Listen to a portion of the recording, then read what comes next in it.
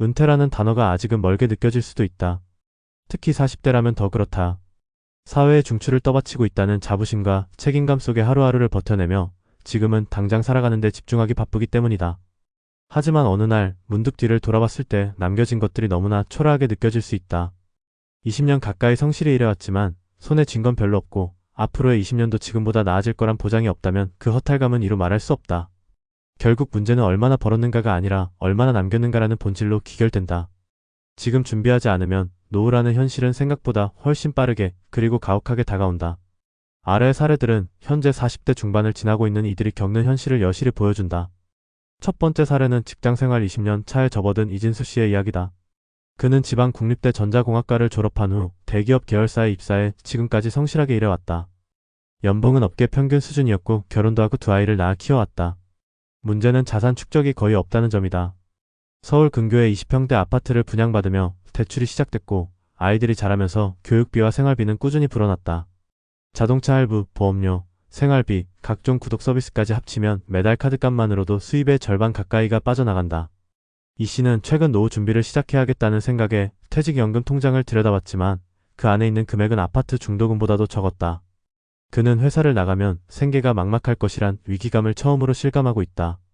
젊은 시절에는 매달 고정적으로 들어오는 월급만 믿고 소비를 해왔지만 이젠 그 소비가 자신을 올가매는 족쇄가 되었다는 걸 깨달은 것이다.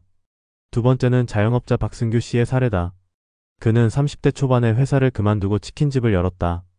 당시엔 프랜차이즈 열풍이 한창이었고 자기 가게를 갖는다는 꿈도 있었다. 초반엔 잘 됐고 매출도 좋았다. 하지만 코로나19 팬데믹 이후 상황은 급변했다. 임대료는 그대로인데 매출은 반토막 났고 인건비와 원자재 값이 급등하면서 이익은 점점 줄어들었다. 버티기 위해 신용대출과 카드론을 당겼었고 지금은 대출 상환에 허덕이는 상황이다. 자영업을 10년 넘게 했지만 남은 건 상호와 영업 노하우뿐 실질적인 자산은 전무하다.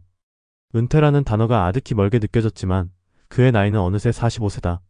건강도 예전 같지 않고 최근엔 대형 브랜드들이 골목 상권까지 잠식해오며 하루하루가 더 불안하다.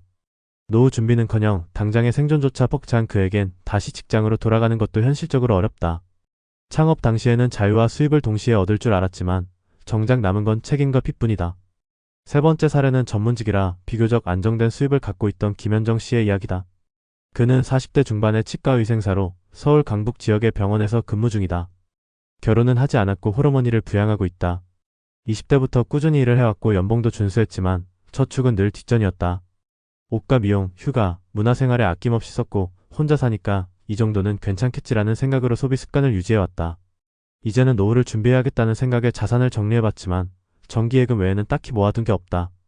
건강보험 직장가입자 기준으로만 보면 안정적인 삶처럼 보이지만 막상 갑자기 일자리를 잃게 된다면 소득도 함께 끊기고 생활은 급속히 불안정해질 수밖에 없다. 김 씨는 요즘 들어 유튜브에서 노후 준비, 은퇴 재테크 영상을 챙겨보며 조바심을 느끼고 있다. 하지만 그 정보들조차 어디서부터 시작해야 할지 막막하기만 하다. 그녀는 오히려 이제라도 준비를 시작할 수 있을까라는 불안한 질문을 품고 하루를 보내고 있다. 이들 사례는 모두 40대 중후반이라는 공통점이 있지만 더 중요한 공통점은 이제야 자산의 실체를 마주하고 있다는 점이다. 누구나 그 나이쯤엔 집 한 채쯤 있을 거라, 은퇴연금 정도는 갖고 있을 거라 막연히 믿어왔지만 현실은 다르다.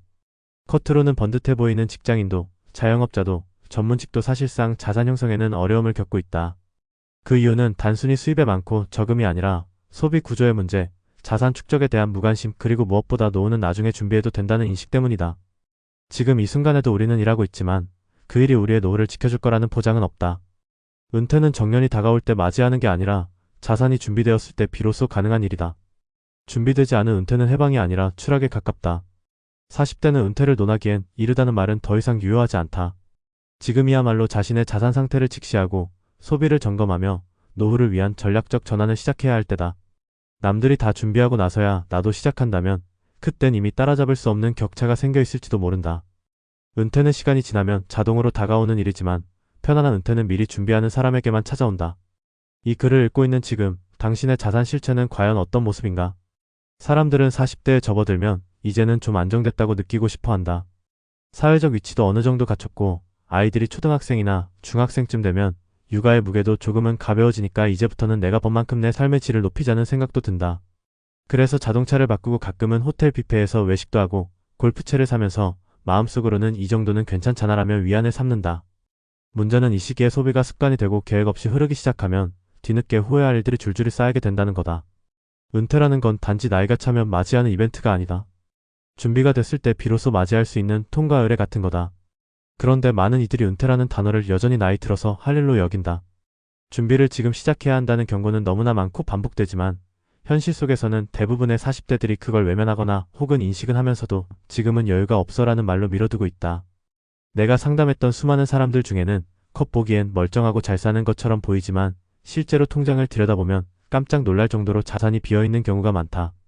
흔히들 하는 말로 집 하나가 자산이죠라고 하지만 그 집도 사실은 대출로 절반쯤은 은행의 것이고 실제로 유동성 있는 자산이라고 보긴 어렵다.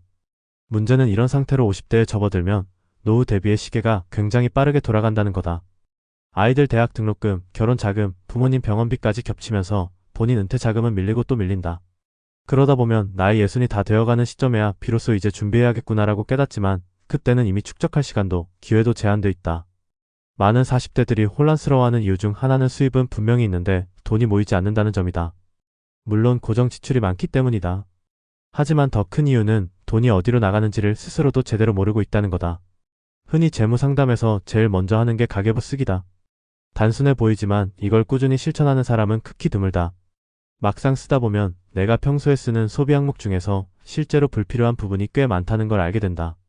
예를 들어 매달 몇만 원씩 나가는 정기구독 서비스, 거의 쓰지 않는 보험, 주말이면 어김없이 나가는 외식비나 배달비가 대표적이다. 자산을 모은다는 건 결국 이런 작은 누수부터 틀어막는 데서 시작된다. 뭔가 거창한 투자를 하거나 부동산을 사야 자산이 쌓이는 게 아니라 매달 10만 원, 20만 원이라도 꾸준히 남기는 습관을 들이는 게 핵심이다.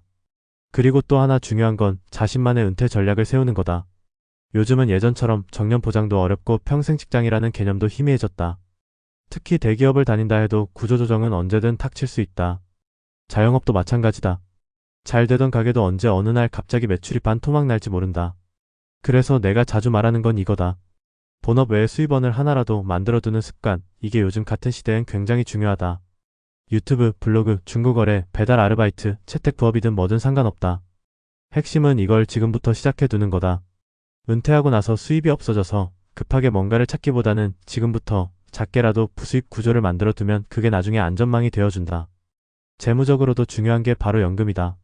국민연금은 누구나 들고 있지만 국민연금 하나로 노후를 커버하긴 역부족이다. 개인연금이나 퇴직연금, IRP 같은 상품도 병행해서 준비해야 하는데 여기에 대해선 대부분이 너무 무관심하다. 어떤 사람은 국민연금이 망할까봐 안 넣는다고도 말하지만 그건 현실을 외면하는 자세일 뿐이다. 당장 손에 잡히는 소득공제 혜택만 해도 큰데 그걸 놓치는 건 결국 자신의 미래를 포기하는 거다. 은퇴 이후에 가장 무서운 건 질병이 아니라 고정비용을 감당하지 못하는 빈곤이다. 그래서 연금은 그냥 있는 게 아니라 어떤 구조를 얼마나 받을 수 있을지 지금부터 따져보고 점검하고 조율해야 한다. 마지막으로 내가 상담하면서 가장 안타까웠던 건 자기 삶을 너무 늦게 되돌아보는 사람들이 많다는 점이다. 이제 와서 뭘 하겠냐는 말은 그 자체로 스스로를 포기하는 선언이다. 나는 그렇게 말하는 사람에게 꼭 이렇게 말한다. 늦은 준비는 있을 수 있어도 늦은 시작은 없다. 지금이라도 작은 실천 하나를 시작하는 사람이 결국 변화를 만든다. 소비를 줄이고 부수입을 만들고 연금을 확인하고 자산을 점검하는 그 모든 일들이 나중에 보면 내 삶의 방향을 결정짓는 분기점이 된다. 지금 40대라면 여전히 많은 기회가 있는 시기다. 체력도 있고 경험도 있다. 사회적 신뢰도 쌓여 있다. 문제는 그 자산을 어디에 쓸 것인가다. 지금처럼 그저 오늘을 버티는 데만 쓰고 있다면 미래는 당연히 막막할 수밖에 없다. 하지만 오늘을 준비의 출발점으로 삼는다면 은퇴는 두려운 것이 아니라 오히려 기대되는 시간으로 바뀔 수 있다. 결국 인생의 후반전을 어떻게 맞이하느냐는 전적으로 오늘의 나에게 달려있다. 내가 지금 손에 쥐고 있는 게 비록 적어 보일지라도 그걸 어떻게 쓰고 어떻게 불릴지를 결정하는 건 내 몫이다. 이 글을 읽고 있는 지금 그 결심만큼은 늦지 않았다.